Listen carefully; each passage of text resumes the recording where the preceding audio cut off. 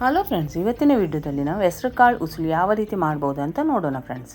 Overnight ನೆನೆಸಿರುವಂಥ ಹೆಸರು ಕಾಳನ್ನು ನಾನಿಲ್ಲಿ ಕುಕ್ಕರಲ್ಲಿ ಹಾಕಿ ಕುಕ್ಕರ್ನಲ್ಲಿ ಕಡಲೆಕಾಳು ಮುಳುಗುವಷ್ಟು ನೀರನ್ನು ಮತ್ತೊಂದು ಸ್ವಲ್ಪ ಉಪ್ಪನ್ನು ಹಾಕ್ಕೊಂಡು ಒಂದು 4 ಸೀಟಿ ಕುಕ್ಕರ್ನಲ್ಲಿ ಬೇಯಿಸ್ಕೊತೇನೆ ಫ್ರೆಂಡ್ಸ್.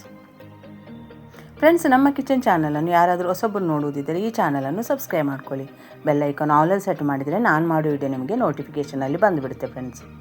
ಈಗ ಈ ಕಡಲೆಕಾಳು ಉಸುಳಿಗೆ ಬೇಕಾಗಿರುವಂಥ ಒಂದು ಮಸಾಲವನ್ನು ರೆಡಿ ಮಾಡ್ಕೊಳ್ಳೋಣ. ಇಲ್ಲಿ ಒಂದು ಸ್ವಲ್ಪ ಕರಿಬೇವು, ಒಂದು 3 ರಿಂದ 4 ಹಸಿಮೆಣಸಿನ್ಕಾಯಿ, ಒಂದು ಅರ್ಧ ಕಪ್ಪಷ್ಟು ತೆಂಗಿನಕಾಯಿ,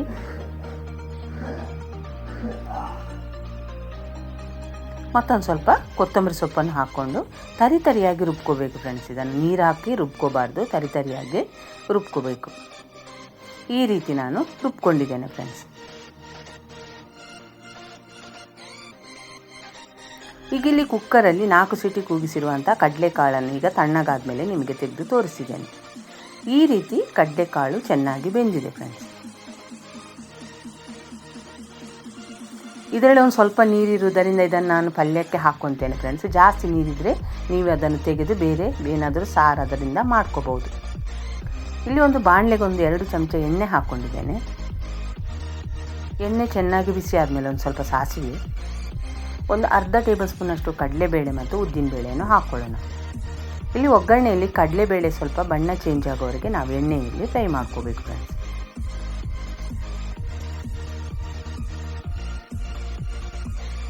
ಸ್ವಲ್ಪ ಕರಿಬೇವನ್ನು ಕೂಡ ಇಲ್ಲಿ ಸೇರಿಸ್ಕೊತಿದ್ದೇನೆ.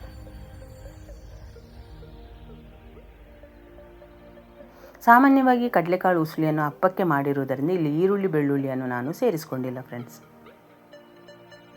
ಈ ಕಡಲೆಬೇಳೆ ಕಲರ್ ಚೇಂಜ್ ಆದಮೇಲೆ ನಾನು ಮಿಕ್ಸಿಯಲ್ಲಿ ರುಬ್ಕೊಂಡಿರುವಂಥ ತೆಂಗಿನಕಾಯಿ ಮಸಾಲವನ್ನು ಈಗ ಇದಕ್ಕೆ ಸೇರಿಸ್ಕೊತೇನೆ.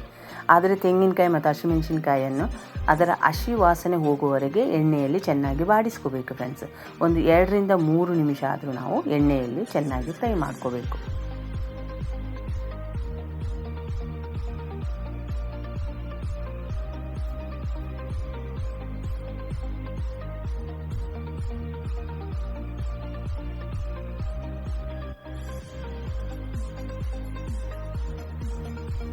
ಈ ರೀತಿ ಮಸಾಲವನ್ನು ಎಣ್ಣೆಯಲ್ಲಿ ಚೆನ್ನಾಗಿ ಫ್ರೈ ಮಾಡಿದ ಮೇಲೆ ನಾನು ಕುಕ್ಕರಲ್ಲಿ ಬೇಯಿಸಿರುವಂಥ ಕಡಲೆಕಾಳನ್ನು ನೀರು ಸಮೇತ ಹಾಕ್ಕೊತಿದ್ದೇನೆ ಫ್ರೆಂಡ್ಸ್.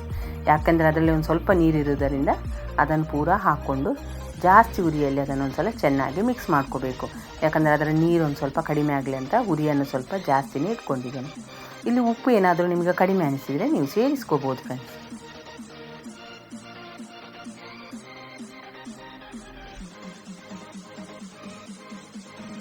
ಎಷ್ಟು ಈಸಿಯಾಗಿ ಸಿಂಪಲ್ ಆಗಿ ಇದನ್ನು ಮಾಡಿದೆ ಅಂತ ನೀವು ವಿಡಿಯೋದಲ್ಲಿ ನೋಡಿರ್ಬೋದು ಫ್ರೆಂಡ್ಸ್. ಮತ್ತು ತುಂಬ ರುಚಿನೂ ಇರುತ್ತೆ ಫ್ರೆಂಡ್ಸ್.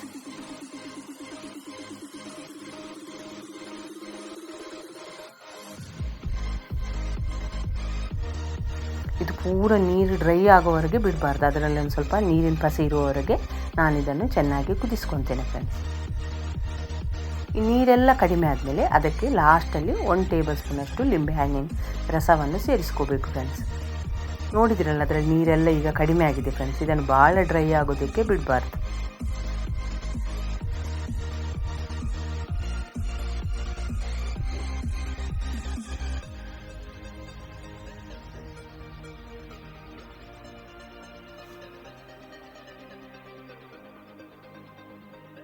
ಈಗ ಇದಕ್ಕೆ ಲಿಂಬೆಹಣ್ಣು ನೀರನ್ನು ಸೇರಿಸಿದ ಮೇಲೆ ಒಂದು ಸಲ ಚೆನ್ನಾಗಿ ಇದನ್ನು ಮಿಕ್ಸ್ ಮಾಡಿ ಗ್ಯಾಸ್ ಆಫ್ ಮಾಡಿ ಇದನ್ನು ಸರ್ವ್ ಮಾಡ್ಬೋದು ಫ್ರೆಂಡ್ಸ್.